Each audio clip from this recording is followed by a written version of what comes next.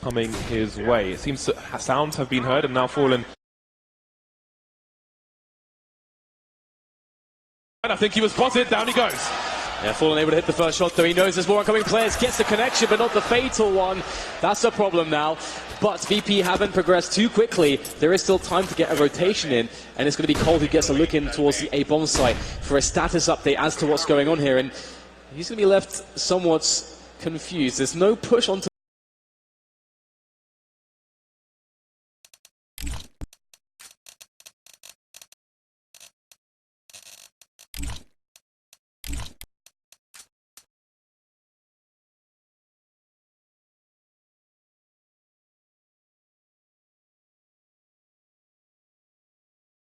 One versus two, 24 seconds.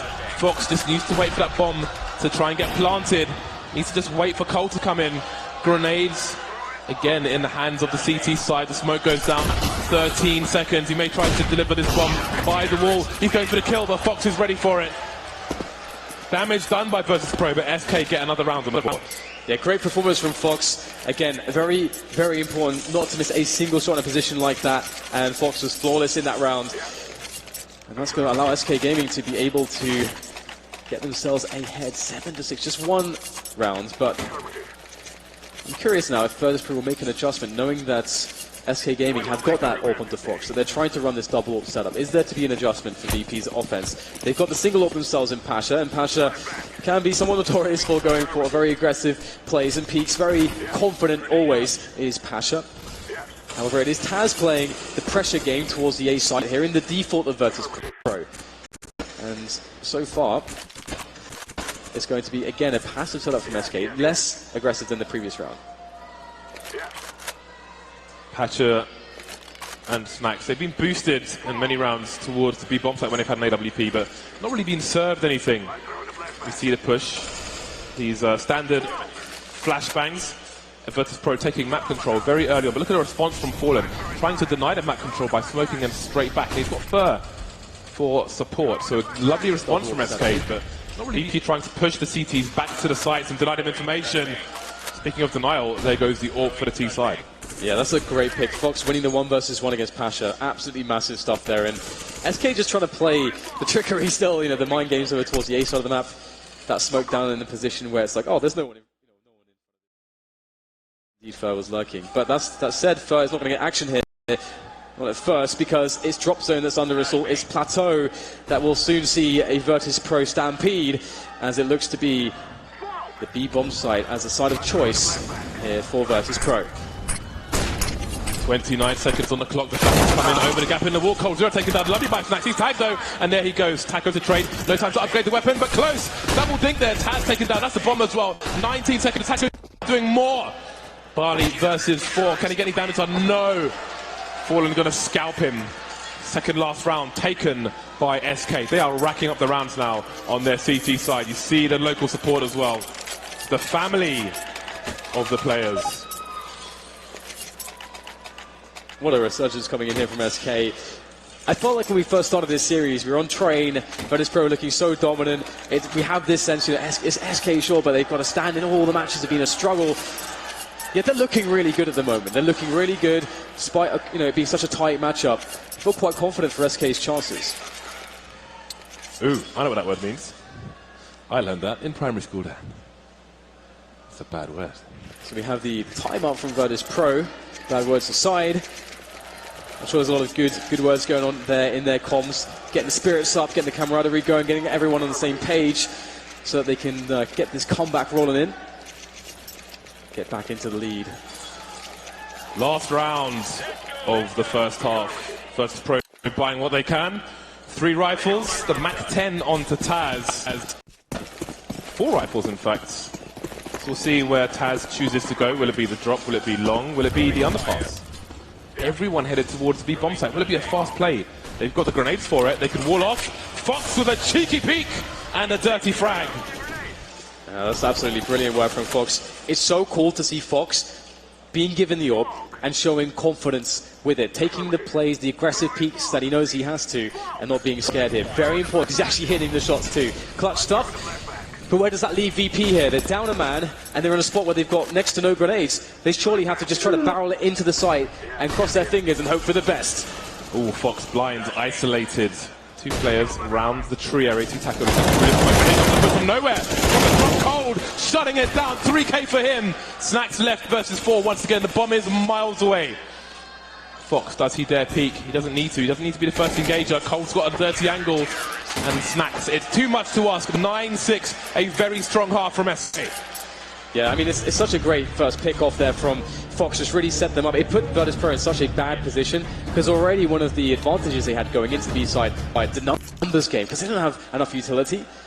They didn't have as much in the way of weaponry as their opponents. It was all about the numbers, and Fox, he dealt with that straight away. I almost wonder if we would have liked to have seen more grenades there from Virtus Pro and a couple Tech 9s, but nevertheless, that's all in the past now. It's a 3-round lead that SK Gaming have won themselves. As we move into that second half, it's all about VP's defense. We've seen great stuff from them on the CT side on this map in the past. Imagine if they lose the pistol. Imagine if they lose the pistol. They'll be at half the score of SK most of the time. Never know though. Neo /Flash defuse kit. Fallen will be the grenade man for his team. 3 men starting in the B bomb site towards CT side, but there is a fast play towards log A from SK. Not sure if Taz has heard it, but he is backing off, keeping that range advantage with the USP, and that's a good start. Yeah, very nice. Fitting out the numbers again, making the USPs count when they can. And this puts question marks into SK Gaming's kind of play, because initially they wanted to see if they get a fast frag there. If there was a forward man, take him out, and they can play off of that. But it's gone all wrong, so it's off to plan B. And they're spreading out a little bit, just to make sure as well that this wasn't an overreaction from VP, that they weren't going for that heavy push-up clap to get a quick flank. Oh dear. The information play is met with cold steel. Bialy taking another player down. This is just getting worse and worse. VP looking very good right now. Just a taco against 4 players from VP, sitting on that A-bomb site. The bomb well and truly under their control. Taco is not long for this world, James. Great timing, Dan. He said pistol round won by Virtus Pro. The pistol round they needed, maybe the one they deserved. I'll leave that for you to decide. SK, I see Tech 9s being collected. I see armor being purchased. We have ourselves a force fire. Smoke grenades being collected as well. I'm sure SK have a plan, but will Virtus Pro allow them to execute it? Virtus Pro, who are far better, far stronger equipped, obviously. Taz picking up the M4, as is Pasha. 1 silenced, 1 not. The rest of the team with the UMPs. So we'll see if SK can get close enough to capitalize on the moving accuracy of these Tech 9s. Only falling with the P250. Straight in there is Fox. Not messing around, but Bialy with the spray through the smoke. It means nothing to him. 2 players left for SK, and there is a lot that they need to do. Fallen gets a pick off there, but the bomb is going to cascade down onto the floor. Not much here for that bomb to do, but still damage being done by Fallen. He's not going down without a fight. Inevitably, though, he does go down, and that will be the round for Virtus Pro. Close to evening things up now, just a mere round behind. And with SK, such poor economy, it's expected that they should claim that round. Very disciplined shooting from Fallen with the P250. He saw a static player and punished him. Did the best he could, considering the situation. 1 round behind now are Virtus Pro. If this ties up, do you favour one of these teams at this point? No. Marvellous. More pistols for SK. Looks likely we'll see 9-9. Snacks and Taz abusing the doors of grenades. Fallen with the Tech 9, the rest on Glocks. The rest on P shooters. SK is trying to get someone out of position here. What's going to happen though? Virtus Pro 2 tried and tested. Yeah, and again, the objective for them here is just to get some damage in it. Buy is unrealistic, and they have a buy next round anyway, so getting some pressure onto the economy would go a long way here for SK Gaming. And they're trying to find ways to do that. They are closing the distance somewhat, but Virtus Pro have a great ability to play the ranges. And on a map like Cobblestone, it is somewhat easy to keep to those ranges. You can see on the A side of Cobblestone here, Taz is really far away. Fallen, he's actually found a way around. He's going to get close range engagement. This is ideal. Oh, doesn't find the headshot though. So Taz will survive. And in the meantime, the push towards B has also failed. For looks, for sees, for dives. 9-9. Time for the business end of this half, the bye round in the second half for both teams. 9 apiece. Snacks is going to be the one AWPing. We've seen it on Pastor as well, but Snacks has been doing great work so far in this series with the AWP. He will be the sole AWPer so far for this round. 5 AKs, but not many grenades coming from SK. Versus Pro armed to the teeth.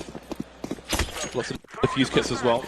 Initial smoke grenades, and as a team player you have to fear that grenade because AWPers will often look over the top of it towards the boulder and the cart at the top of this slope. Fallen standing on, so you can see he's trying to pre-fire any would-be AWPers.